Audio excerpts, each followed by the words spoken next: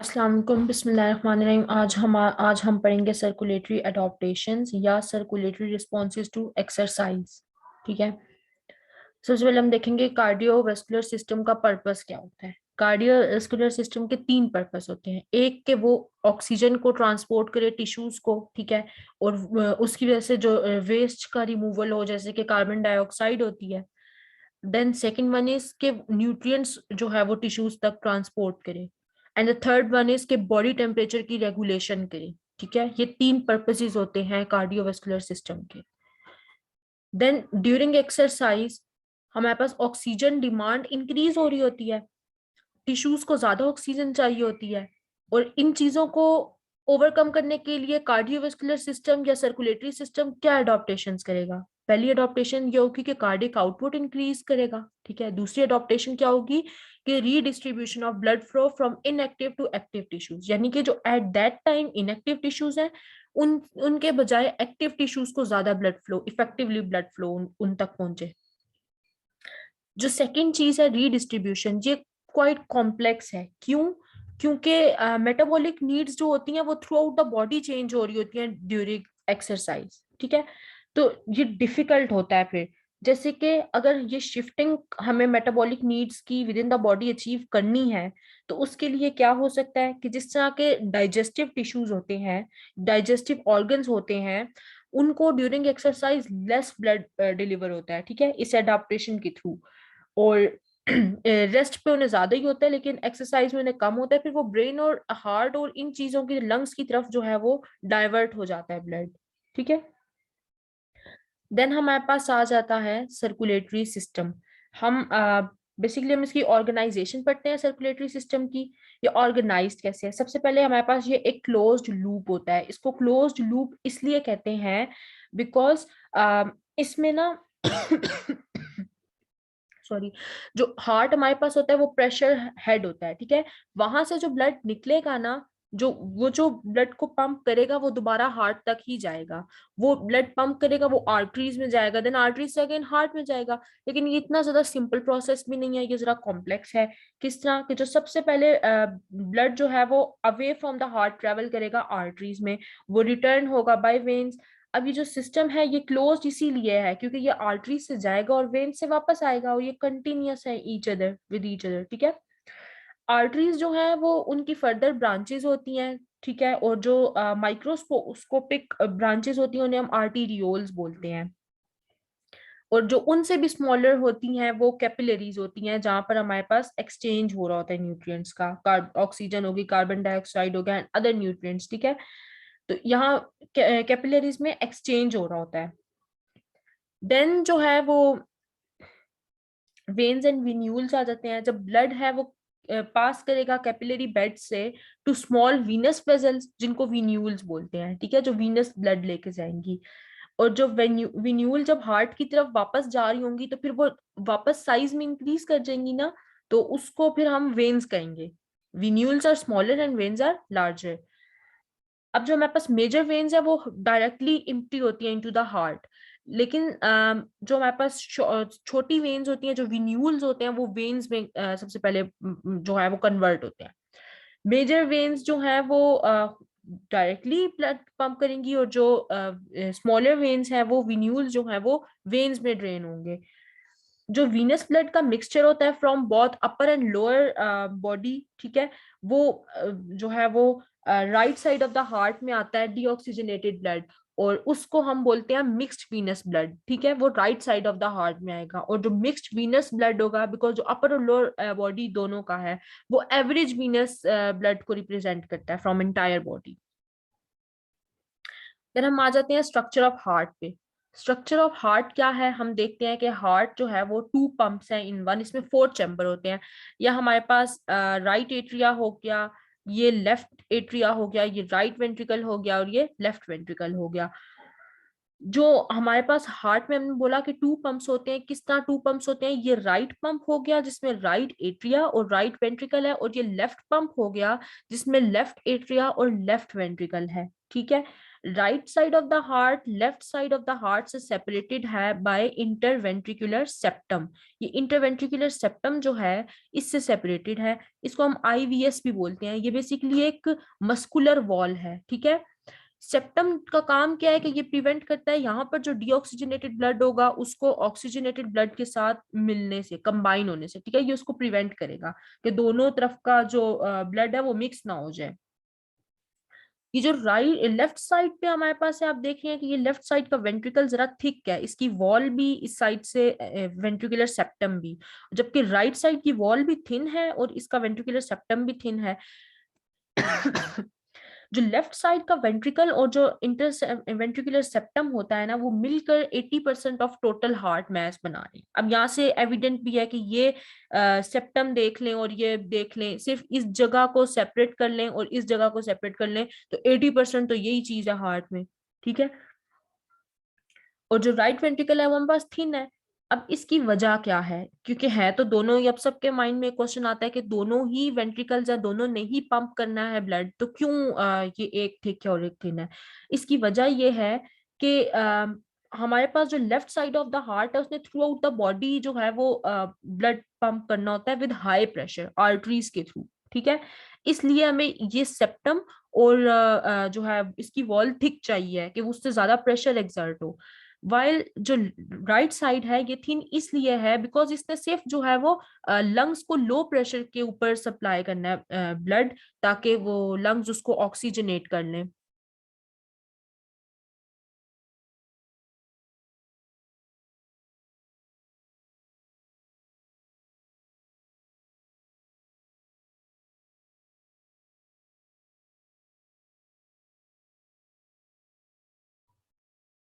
अच्छा, देन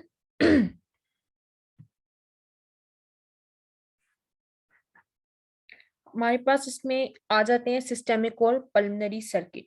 पहले हमें एक चीज मिस कर दिया यहाँ पर, वो हम दोबारा पढ़ते हैं कि जो राइट और लेफ्ट, राइट एट्रिया और लेफ्ट वेंट्रिकल में, अगर लेफ्ट वेंट्रिकल में जब ब्लड आ जाता है वो वापस बैक फ्लो उसका एट्रिया में ना हो, उसके लिए क्या होता है हमारे पास, राइट वेंट्रिकल में ट्राइकस्पिड वाल्व होता है और लेफ्ट वेंट्रिकल जो होता है अगर उससे जो है वो लेफ्ट एट्रिया तक वापस जो है वो ना बैक फ्लो हो, इसलिए उसमें ट्राइकस्पिड वाल्व होता है, ठीक है।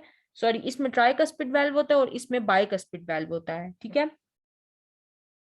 और अगर ये हम कहते हैं कि ये जिस तरह राइट वेंट्रिकल है, इससे जो है हमारे पास पल्मोनरी वेल्व, पल्मोनरी आर्टरी में ब्लड पंप होना है, तो ये पल्मोनरी आर्टरी में जब पंप होता है तो ये वापस वेंट्रिकल में बैक फ्लो ना हो, तो उसके लिए हमारे पास पल्मोनरी सेमिल्यूनर वेल्व है।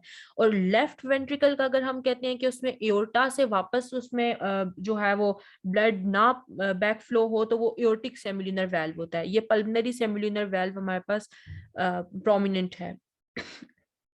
देन हम आते हैं पल्मोनरी एंड सिस्टेमेटिक सर्कुलेशन पे, systemic circulation, sorry, pulmonary systemic circulation पहले हम देखते हैं। ये left side of the heart करवा रही होती है, ठीक है। यहाँ से हमारे पास ऑक्सीजनेटेड ब्लड जो है वो via arteries through out the body pump हो रहा होता है, और डीऑक्सीजनेटेड ब्लड जो है वो राइट हार्ट में आ रहा होता है वाया वेन्स, ठीक है। देन पल्मोनरी सर्किट क्या है कि right side of the heart जिधर डीऑक्सीजनेटेड ब्लड था वो उसको पंप करेगा लंग्स के अंदर वाया पल्मोनरी आर्टरी, ताकि जो है ऑक्सीजनेटेड ब्लड जो है वो वेन्स के through right side of left side of the heart में आ जाए। यहाँ पर हमने देखा था कि ये वेंट्रिकल है, यहाँ पर हमारे पास डीऑक्सीजनेटेड ब्लड होगा राइट साइड पे, ये पल्मोनरी आर्टरी में जाएगा, वहां से देन ये लंग्स से ऑक्सीजनेट होके पल्मोनरी वेन्स के थ्रू राइट एट्रिया में, या हमारे पास पल्मोनरी वेन्स है लेफ्ट एट्रिया में आएगा, देन यहाँ से ये लेफ्ट वेंट्रिकल में जाएगा और लेफ्ट वेंट्रिकल से ये एओर्टा में जाएगा और एओर्टा से सारी बॉडी में सप्लाई हो जाएगा। ये प्रोसेस है। देन हमारे पास मायोकार्डियम आ जाती है। What is myocardium? सबसे पहले हम देखते हैं कि हमारे पास हार्ट की 3 लेयर्स हैं, ठीक है। एक एपिकार्डियम है जो कि विजरल पेरिकार्डियम जिसे बोलते हैं, ये आउटर मोस्ट लेयर होती है, ठीक है। देन मस्कुलर लेयर होती है जो कि हमारे पास मिडल लेयर होती है, उसको हम मायोकार्डियम बोलते हैं। और मायोकार्डियम जो होती है ये रिस्पॉन्सिबल होती है for contracting and forcing blood out of the heart, यानी कि कॉन्ट्रैक्शन में ये रिस्पॉन्सिबल होती है, इवन रिलैक्सेशन में भी यही रिस्पॉन्सिबल होती है, ठीक है। और देन एंडोकार्डियम होती है जो कि हमारे पास इनर मोस्ट लेयर होती है। हमने पढ़ना किसको है, मायोकार्डियम को। तो मायोकार्डियम को हम इस तरह पढ़ते हैं कि हार्ट की जो ये मस्कुलर लेयर होती है मायोकार्डियम, इसको ब्लड कौन सी वेसल सप्लाई करी है, coronary vessels, coronary artery supply करी होती है, ठीक है, राइट एंड लेफ्ट। और ये एओर्टा की ब्रांचेज हैं, ठीक है।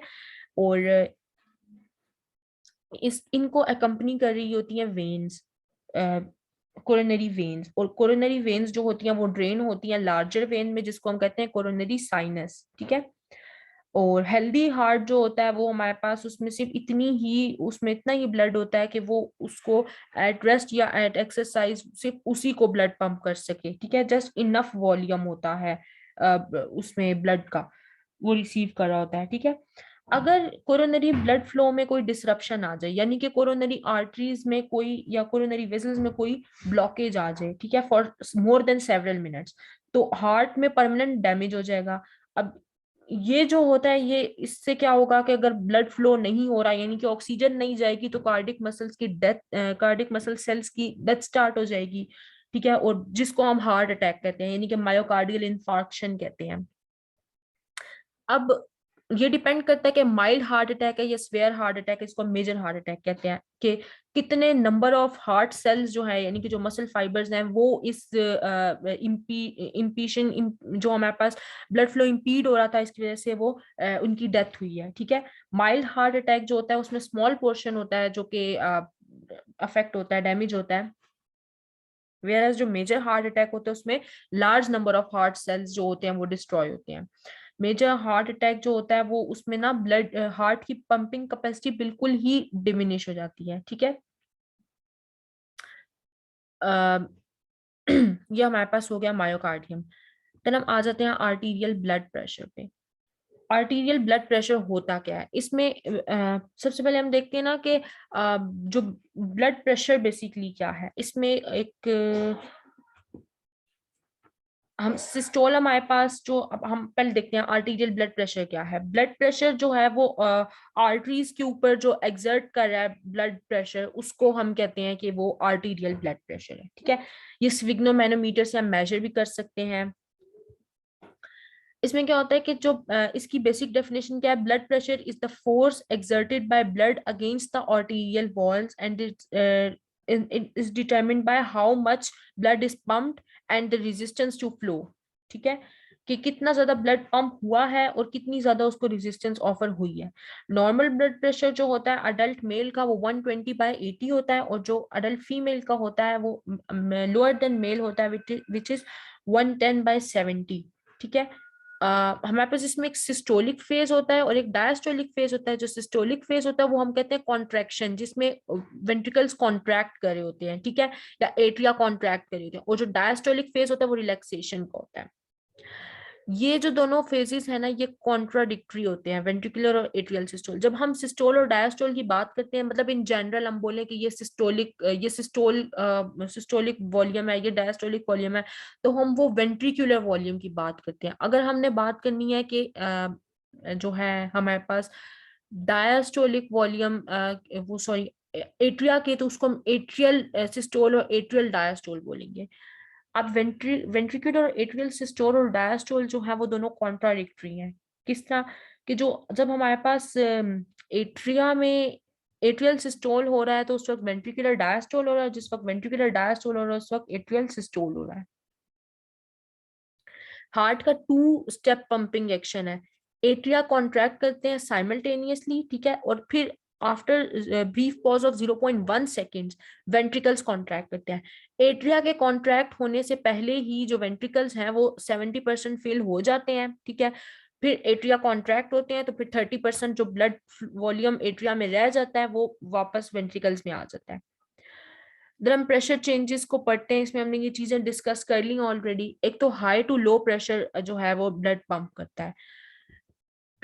एट्रिया में जब वो फिल हो रहे होते हैं तो उनका प्रेशर इंक्रीज कर रहा होता है, ठीक है।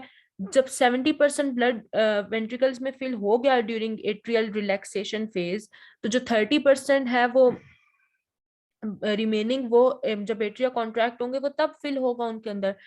अब एट्रियल कॉन्ट्रैक्शन में जो प्रेशर होता है वो इंक्रीज हो जाता है इन वेंट्रिकल्स। फिर क्या होता है कि जब वेंट्रिकल्स में प्रेशर इंक्रीज हो गया, तो क्योंकि ये ग्रेडियंट मैकेनिज्म है हाई टू लो, तो उसमें क्या होगा कि एट्रियो वेंट्रिकुलर वाल्व शट हो जाएगा, ठीक है, और बैक फ्लो फिर पॉसिबल नहीं होगा। फिर वेंट्रिकल्स का प्रेशर जो है वो पल्मोनरी और एओर्टिक प्रेशर से जब डिक्रीज होगा और उनका प्रेशर इंक्रीज होगा, तो ब्लड, सॉरी, यहाँ पर एक छोटी सी मिस्टेक है, जब वेंट्रिकल्स का प्रेशर इंक्रीज होगा then pulmonary and aortic pressure, तो ब्लड जो है वो वेंट्रिकल्स से फोर्स आउट होगा, पंप होगा इनटू दीज आर्टरीज। देन हम आर्टीरियल ब्लड प्रेशर को एक्सप्रेस कैसे करते हैं, एस सिस्टोलिक और डायस्टोलिक, ठीक है। हमने जिस तरह बताया कि 120/80 जो है वो नॉर्मल अडल्ट मेल का है, और 110/70 जो है वो अडल्ट फीमेल का है, ठीक है। तो जो इसमें 120 होगा दैट इज सिस्टोलिक प्रेशर, जो टॉप नंबर होता है विच इज जनरली हायर, ठीक है। और ये सिस्टोलिक प्रेशर इसलिए इसको कहते हैं बिकॉज जब एट्रियाज कॉन्ट्रैक्ट हो रहे होते हैं ये तब का प्रेशर होता है। जो 80 या 70 होगा हमारे पास अंडर दीज कंडीशंस वो डायस्टोलिक प्रेशर होगा, और ये तब होता है जब कार्डिक रिलैक्सेशन होती है, ठीक है, वेंट्रिकल्स जब रिलैक्स होते हैं। अच्छा, तो अब हमारे पास पल्स प्रेशर आ जाता है। पल्स प्रेशर क्या होता है, ये डिफरेंस होता है between systolic and diastolic pressure, यानी कि जो 120 और 80 में जो डिफरेंस है, 120 माइनस 80 इज 13, वो हमारे पास इस वक्त पल्स प्रेशर आएगा। For example, mean arterial pressure क्या होता है, मीन आर्टीरियल प्रेशर होता है कि average pressure during a cardiac cycle, ठीक है। कि अगर हमारे पास जो एवरेज प्रेशर होता है ना, अगर हम सारे प्रेशर की एवरेज लें, ये इतना सिंपल नहीं होता एवरेज लेना। क्यों? क्योंकि जो हमारे पास डायस्टोल फेज है वो लॉन्गर देन सिस्टोल होता है। अगर ये दोनों एक इक्वल में होते ना तो फिर हम इनका मीन ले लेते, यानी कि systole mine plus diastole divided by 2 करके हम इसका मीन निकाले। लेकिन क्योंकि हमारे पास डायस्टोलिक फेज लॉन्गर होता है, तो इसलिए हम इसको इस तरह निकालते हैं, डायस्टोलिक प्लस 1/3 यानी कि 0.33 ऑफ पल्स प्रेशर, ठीक है। पल्स प्रेशर अभी हमने बात की कि वो सिस्टोलिक माइनस डायस्टोलिक होता है। अगर हम एक एग्जांपल लें कि ब्लड प्रेशर हमारे पास एक इंडिविजुअल का 120/80 है, तो हम इसका मीन आर्टीरियल प्रेशर किस तरह निकालेंगे, ठीक है। हमने बात की थी कि डायस्टोलिक ब्लड प्रेशर यानी कि 80 हमारे पास आ गया, प्लस हमारे पास 1/3 जो 0.33 है, 1/3 समझ गए होंगे, 120 माइनस 80 हमारे पास पल्स प्रेशर था यहाँ पर, ठीक है। पल्स प्रेशर वही बात के 120 माइनस 80 यानी कि डिफरेंस बिटवीन बोथ, तो हमारे पास 93 मिलीमीटर मर्करी हमारे पास अब मीन आर्टीरियल प्रेशर आ गया। देन हम आर्टीरियल ब्लड प्रेशर को मेजर किस तरह करते हैं, थ्रू स्फिग्नोमैनोमीटर। इसमें साउंड्स की होता है कि फर्स्ट जब आपको साउंड आएगी तो तब आपने उसको प्रेशर देना स्टॉप कर देना है, और जब आप उसको प्रेशर को रिलीज करेंगे तो जब आपको फर्स्ट साउंड आएगी, पहले अब डिसअपियर होगी तब आपने स्टॉप करना है, देन जब फर्स्ट आएगी तो आपने उसको नोट करना है। तो वो हमारे पास जो जहाँ फर्स्ट साउंड हर्ड थी वो सिस्टोलिक प्रेशर होगा, जहाँ फर्स्ट साउंड डिसअपियर थी वो डायस्टोलिक प्रेशर होगा। देन हमारे पास आर्टीरियल ब्लड प्रेशर को कौन कौन से फैक्टर्स इन्फ्लुएंस कर रहे होते हैं। जब अगर ब्लड प्रेशर कब इंक्रीज हो रहा है, जब ब्लड वॉल्यूम इंक्रीज हो रहा है। जाहिर सी बात है जब एक चीज की क्वांटिटी ज्यादा होगी तो उसका प्रेशर भी ज्यादा होगा। जब हार्ट रेट इंक्रीज होगा इसका मतलब है जितना ब्लड हार्ट जल्दी जल्दी बीट कर रहा है, तो इस तरह ब्लड प्रेशर इंक्रीज हो रहा है। स्ट्रोक वॉल्यूम इंक्रीज होगा तब जो है वो ब्लड प्रेशर इंक्रीज करेगा। ब्लड विस्कोसिटी, स्ट्रोक वॉल्यूम ये होता है कि पर मिनट हार्ट ने कितना ब्लड पंप किया है। जब ब्लड विस्कोसिटी यानी कि थिकनेस इंक्रीज होगी तब ब्लड प्रेशर इंक्रीज होगा, और जब पेरिफेरल रेजिस्टेंस इंक्रीज होगी तो तब, यानी कि जो वेन्स और आर्टरीज की रेजिस्टेंस है वो इंक्रीज होगी तब ब्लड प्रेशर इंक्रीज होगा। देन हमारे पास आ जाता है इलेक्ट्रिकल एक्टिविटी ऑफ हार्ट। हम इलेक्ट्रिकल एक्टिविटी ऑफ हार्ट को किस तरह देखते हैं, हमारे पास हार्ट की कॉन्ट्रैक्शन जो है ना वो डिपेंड करती है electrical stimulation of myocardium. Myocardium कितना इफेक्टिवली हार्ट को इलेक्ट्रिकली स्टिमुलेट कर रहा है। आपने देखा होगा कि जो हार्ट मसल्स होते हैं ये एक कार्डिक मसल्स जो होते हैं उनके बीच में जो है वो जंक्शन होता है थ्रू इंटरकैलेटेड डिस्क, ठीक है, जहां से इम्पल्स ट्रेवल करती है। राइट एट्रियम से इम्पल्स इनिशिएट होती है और वो स्प्रेड होती है through out the entire heart, ठीक है। और ये जो है हम ईसीजी पे रिकॉर्ड भी कर सकते हैं। अगर हम देखें कि कंडक्शन सिस्टम ऑफ हार्ट में क्या होता है, तो इनिशियली सबसे पहले क्या होता है, जो एक्शन पोटेंशियल है वो एस ए नोड से ओरिजिनेट होता है और वॉल ऑफ एट्रियम में ट्रेवल होता है from S A node to AV node, ठीक है। ये एस ए नोड था, यहाँ से हमारे पास पहले राइट एट्रियम को स्टिमुलेट किया, यहाँ पर कंडक्शन हुई, देन लेफ्ट एट्रियम को स्टिमुलेट किया, यहाँ पर कंडक्शन हुई थ्रू इंटर एट्रियल सेप्टम, ठीक है। यहाँ पर हमारे पास होगा देन एक्शन पोटेंशियल पास होगा थ्रू एवी नोड, ठीक है। पहले ऐसे नोड से एवी नोड पे आया, एवी नोड से फिर जो है वो इस बंडल ब्रांच पे चला गया, एट्रियो वेंट्रिकुलर बंडल यानी कि बंडल ऑफ हिस पे। देन उसने आगे डिवाइड हो जाना था right and left bundle branches में। ये राइट बंडल ब्रांच ने आके जो है वो एपेक्स ऑफ हार्ट पे या इसको मतलब परकंजी फाइबर्स के थ्रू इंटरवेंट्रिकुलर सेप्टम को स्टिमुलेट किया। देन लेफ्ट बंडल ब्रांच ने भी यही किया, ठीक है। तो यहाँ पर एक्शन पोटेंशियल जो है वो परकंजी फाइबर्स से कैरी आउट हुआ from the bundle branches to the ventricular walls, ठीक है। यहाँ पर ये हमारे पास ईसीजी हम किस लिए यूज करते हैं, हार्ट के प्रॉब्लम्स के लिए, ठीक है। इसको ईकेजी भी बोलते हैं। और इसमें हमारे पास एक हाइपरटेंशन का जो केस होता है उसमें भी हम ईसीजी परफॉर्म कर सकते हैं। और जिस तरह भी हमने आर्टीरियल ब्लड प्रेशर पढ़ा पीछे, हमने देखा कि वो इन चीजों पे इफेक्ट करता है। तो अगर इन चीजों में अगर हमारे पास ब्लड प्रेशर ही इंक्रीज हो जाए तो उसको हम हाइपरटेंशन कहते हैं। नॉर्मल हमने बात की थी 120/80 होता है, अगर मोर देन 140/90 ब्लड प्रेशर जा रहा है तो इसका मतलब है वो हाइपरटेंशन है। हाइपरटेंशन में हमारे पास दो टाइप की हाइपरटेंशन होती है, एक प्राइमरी हाइपरटेंशन होती है, एक सेकेंडरी हाइपरटेंशन होती है। प्राइमरी हाइपरटेंशन मल्टीफैक्टोरियल होती है, यानी कि इसके बहुत सारे कॉजेज हैं, इसमें बहुत सारी चीजें इस पे इफेक्ट करी हैं। सेकेंडरी हाइपरटेंशन जो होती है वो किसी डिजीज की वजह से, यानी कि आपको कोई हार्ट का प्रॉब्लम है, उसके बाद आपको कोई डिजीज हो रही है, तो तब आपको सेकेंडरी हाइपरटेंशन हो रही है। इसके जो है ना ये ना बहुत सारे प्रॉब्लम्स तक लीड करती है। हाइपरटेंशन इंक्रीज कब हाइपरटेंशन जो है वो वर्कलोड ऑन लेफ्ट वेंट्रिकल को इंक्रीज करेगी, उसकी वजह से उसको उस लेफ्ट वेंट्रिकल का जो मैस है ना वो इंक्रीज होना शुरू हो जाएगा। उसको हम कहते हैं hypertension induced left ventricular hypertrophy, ठीक है। इसमें लेफ्ट वेंट्रिकल का मसल मैस इंक्रीज हो गया। इनिशियली क्या होता है कि लेफ्ट वेंट्रिकुलर हाइपरट्रॉफी जो है वो उसकी वजह से ना हार्ट की जो वो हार्ट की पंपिंग एबिलिटी है वो मेंटेन रहती है। और फिर कुछ टाइम के बाद क्या होता है कि जो ये रीमॉडलिंग हो रही है हार्ट में, यानी कि मसल मैस इंक्रीज हो रहा है, इसकी वजह से पैथोलॉजिकल जो है वो रिजल्ट्स होंगे इसके, जिसकी वजह से पंपिंग कैपेसिटी जो हार्ट की है वो डिमिनिश हो जाएगी, ठीक है।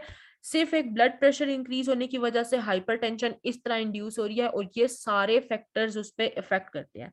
और जो ईसीजी है वो हार्ट को वो इन प्रॉब्लम्स को उससे हम चेक कर सकते हैं, ठीक है। हमारे पास इलेक्ट्रोकार्डियोग्राम होता है जो कि हार्ट की इलेक्ट्रिकल एक्टिविटी को रिकॉर्ड करता है। इसमें पी वेव होती है जो कि एट्रियल डीपोलराइजेशन की वेव होती है। जिस वक्त एट्रिया में ऐसे नोड पे एक्शन पोटेंशियल ओरिजिनेट हुआ था और एवी नोड तक ट्रेवल हुआ था, वो पी वेव होती है, ठीक है। वो वहां पर एट्रिया डीपोलराइज हो रहे थे। क्यों डीपोलराइज हो रहे थे? बिकॉज सोडियम का इनफ्लक्स हुआ था, ठीक है। इस वजह से ये चीजें पहले पड़ी हुई होंगी।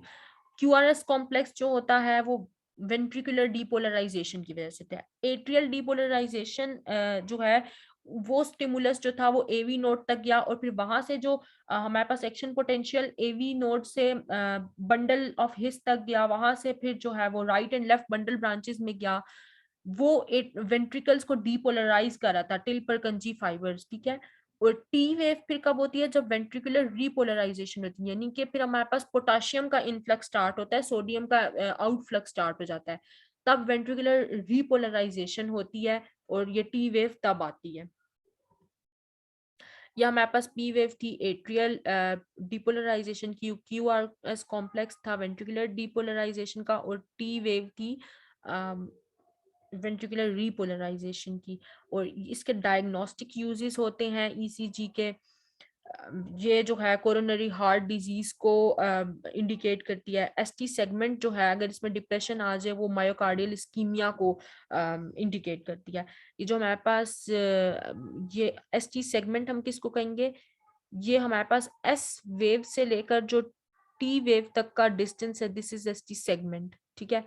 तो इसमें अगर डिप्रेशन आ रही है, ये भी हमारे पास नॉर्मल है। अगर ये यूं डिप्रेस हो रहा है तो यहाँ यहाँ हमारे पास जो है वो प्रॉब्लम है, और वो क्या है, मायोकार्डियल इस्कीमिया। ये अब नॉर्मल ईसीजी है, ये नॉर्मल है जिसमें टी वेव नॉर्मल है, और ये इस्कीमिया है जिसमें एस टी सेगमेंट जो है वो डेप्थ पे है। Then what is cardiac output, जितना भी heart each minute blood pump करेगा वो कार्डिक आउटपुट हम उसको कहेंगे, कि इतने इनपुट हार्ट की क्या थी और उसने फिर पंप करके ब्लड आउटपुट हमें क्या दिया, ठीक है। अब इसको हम किस तरह सॉल्व करते हैं, कार्डिक आउटपुट को हम वैसे क्यू से डिनोट करते हैं। तो ये अगर मैथमेटिकली हम इसकी डेफिनेशन देखें तो it is product of heart rate and stroke volume. Heart rate क्या होता है, number of beats per minute, heart ने कितनी बार बीट किया, यानी कि कितनी बार कॉन्ट्रैक्शन रिलैक्सेशन हुई। और स्ट्रोक वॉल्यूम क्या होता है, जो कि ईच बीट में ब्लड इजेक्ट हुआ है, ठीक है। या हमारे पास ये टिपिकल वैल्यूज है कार्डिक आउटपुट की, रेस्ट पर हमारे पास मिनिमली होती हैं, ठीक है, और मैक्सिमम एक्सरसाइज में हमारे पास मेजर वैल्यूज आती हैं। हार्ट रेट को रेगुलेट किस तरह करते हैं, अगर हार्ट रेट जो है वो डिक्रीज इन हार्ट रेट हो रहा है तो वो क्यों हो रहा है, पैरासिम्पथेटिक नर्वस सिस्टम जो है वो हार्ट रेट को डिक्रीज करवाता है वाया वेगस नर्व। इसकी वजह से क्या होता है कि हार्ट रेट स्लो हो जाता है, और ऐसे क्योंकि वेगस नर्व के जो है वो फाइबर्स ऐसे नोड तक आ रहे हैं मेड्यूला ऑब्लोंगेटा से, ठीक है, तो ऐसे नोड पे वो इनहिबिशन करा देगा, इस वजह से इम्पल्स ट्रेवल नहीं करेगी, स्लो इम्पल्स ट्रेवल करेगी, तो हार्ट रेट भी स्लो हो जाएगा। और अगर इंक्रीज इन हार्ट रेट हो रहा है, वो क्यों हो रहा है, सिंपैथेटिक नर्वस सिस्टम की कार्डिक एक्सलरेटर नर्व्स जो होते हैं उनके भी जो है वो फाइबर जैसे नोड तक होते हैं, वो उनको स्टिमुलेट करता है, वो एच आर इंक्रीज हो जाता है उसकी वजह से। और हार्ट रेट की रेगुलेशन किस तरह होती है, स्ट्रोक वॉल्यूम की रेगुलेशन, सबसे पहले हम देखते हैं कि एंड डायस्टोलिक वॉल्यूम क्या होता है। एंड डायस्टोलिक वॉल्यूम जो है वो volume of blood in the ventricles at the end of diastole जो है, उसको हम एंड डायस्टोलिक वॉल्यूम कहते हैं। यानी कि जो प्री लोड होता है, प्री लोड भी एंड डायस्टोलिक वॉल्यूम को ही कहते हैं, ठीक है, कि जब वेंट्रिकल्स फिल हो गए लेकिन जो उनके अंदर मतलब अभी कॉन्ट्रैक्ट होने से पहले जो वॉल्यूम ऑफ ब्लड है, इसको वीनस रिटर्न भी कहते हैं। एवरेज एओर्टिक ब्लड प्रेशर क्या होता है, कि जो प्रेशर हार्ट पे एग्जर्ट हो रहा है ताकि कॉन्ट्रैक्शन के बाद, सॉरी उसके फिल होने के बाद, ठीक है, और वो अब उसने जो है वो पंप करना है कि वो ब्लड को इजेक्ट करे, वो आफ्टर लोड है। और स्ट्रेंथ ऑफ वेंट्रिकुलर कॉन्ट्रैक्शन को हम कॉन्ट्रैक्टिलिटी बोलते हैं, कि कितना इफेक्टिवली वेंट्रिकुलर कॉन्ट्रैक्शन हो रहे हैं, उस वो टर्म उसके लिए हम यूज करते हैं कॉन्ट्रैक्टिलिटी की।